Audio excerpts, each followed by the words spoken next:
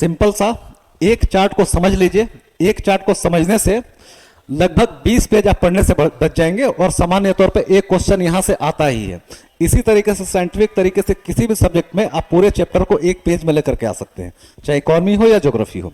देखिए, एक जगह हम लोगों ने रखा विशेषताएं कि किसी भी विधेयक की क्या विशेषताएं होंगी, ठीक, और विधेयक के प्रकार, एक साधारण विधेयक, एक धन विधेयक, एक वित्त विधेयक टाइप 1, टाइप 2 और संविधान संशोधन विधेयक। विशेषताओं में हमने क्या रखा है कि राष्ट्रपति की पूर्व अनुमति चाहिए या नहीं चाहिए। दूसरी विशेषता क्या है, किस सदन में पेश किया जा सकता है। तीसरी क्या है, इस पर बहुमत किस प्रकार का चाहिए। चौथी क्या है, इसमें ज्वाइंट सिटिंग मतलब संयुक्त बैठक हो सकती है नहीं हो सकती है। अगली क्या है, इसमें राज्यसभा की शक्तियां कितनी हैं। अगली क्या है, प्रेसिडेंट इसको खारिज कर सकते हैं नहीं, मतलब एब्सोल्यूट वीटो का प्रयोग हो सकता है नहीं है। अगला, इस पर पुनर्विचार राष्ट्रपति करवा सकता है या नहीं करवा सकता है। और अगला, राष्ट्रपति इस पर बिना जवाब दिए अपने जेब में डालकर बैठ सकता है या नहीं बैठ सकता है। किसी भी बिल के संदर्भ में यही संवैधानिक विशेषताएं होती है। तो पहला है साधारण विधेयक, ऑर्डिनरी बिल। इसके बारे में क्या है, इस पर राष्ट्रपति की पूर्व अनुमति नहीं चाहिए, इसे किसी भी सदन में पेश किया जा सकता है।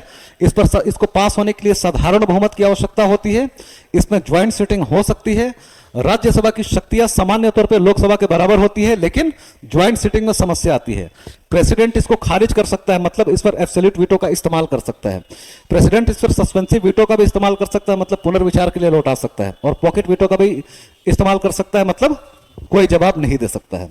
धन विधेयक के संदर्भ में क्या विशेषता और प्रावधान है, राष्ट्रपति की पूर्व अनुमति से ही पेश हो सकता है, सिर्फ लोकसभा में पेश हो सकता है, बहुमत इसमें साधारण प्रकार का चाहिए, संयुक्त बैठक इसमें नहीं हो सकती है, राज्यसभा की शक्तियां ना के बराबर है, सिर्फ 14 दिन तक होल्ड करके बैठ सकती है।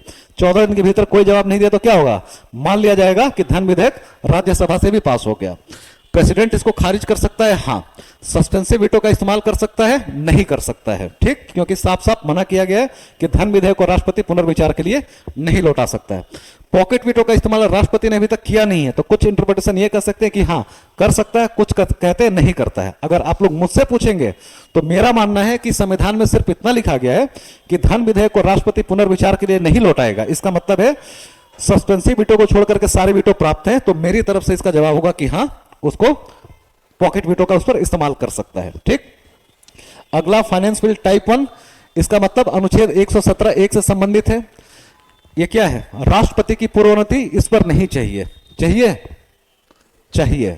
फाइनेंस बिल टाइप 1 पर इसलिए चाहिए क्योंकि इसकी कुछ बातें अनुच्छेद 110 से संबंधित है, इसलिए फाइनेंस बिल टाइप 1 की विशेषता क्या है, इस पर राष्ट्रपति की पूर्व अनुमति चाहिए, मतलब राष्ट्रपति की पूर्व अनुमति से ही पेश किया जा सकता है, सिर्फ लोकसभा में पेश किया जा सकता है। इसके अलावा जो सारे के सारे इसके जो विशेषताएं हैं एक साधारण विधेयक का समान है, जैसे बहुमत कैसा चाहिए, सामान्य चाहिए, ज्वाइंट सिटिंग हो सकती है, राज्यसभा की शक्ति क्या है, सामान्यता बराबर है, पर ज्वाइंट सिटिंग में समस्या आएगी। प्रेसिडेंट खारिज कर सकता है, हाँ। पुनर्विचार करवा सकते हैं, हाँ। पॉकेट वीटो कर सकते हैं, हाँ कर सकते हैं। फाइनेंस बिल टाइप 2, इसको पेश करने के लिए राष्ट्रपति की पूर्व अनुमति नहीं चाहिए। और किस सदन में पेश किया जा सकता है, किसी भी सदन में। बहुमत कैसा चाहिए, साधारण। ज्वाइंट सिटिंग हो सकती है। राज्यसभा की शक्ति फाइनेंस बिल टाइप 2 के संदर्भ में क्या है, सामान्यता बराबर है, प्लस ज्वाइंट सिटिंग में समस्या है। और प्रेसिडेंट इसको खारिज कर सकते हैं, कर सकते हैं। सस्पेंसिव वीटो का इस्तेमाल हो सकता है। पॉकेट वीटो का इस्तेमाल हो सकता है। संविधान संशोधन विधेयक है, इस पर राष्ट्रपति की पूर्व अनुमति चाहिए, नहीं चाहिए। इसको किस सदन में पेश किया जा सकता है, किसी भी सदन में। बहुमत कैसा चाहिए, विशेष। ज्वाइंट सिटिंग हो सकती है, नहीं। दोनों सदनों से अलग अलग विशेष बहुमत से पारित होना चाहिए, ठीक। इस संदर्भ में जब कह दिया गया कि दोनों सदनों से अलग अलग पारित होना चाहिए, मतलब जब तक राज्यसभा से भी विशेष बहुमत से पारित नहीं होगा यह विधेयक राष्ट्रपति के पास नहीं जाएगा। मतलब राज्यसभा की शक्ति कितनी है, लोकसभा के एकदम बराबर है।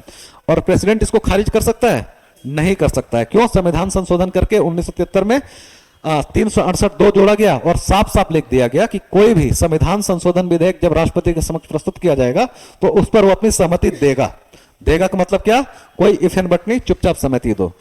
तो चुपचाप जब सहमति देने के लिए बाध्य है तो किसी भी वीटो का इस्तेमाल वो कर पाएगा, नहीं।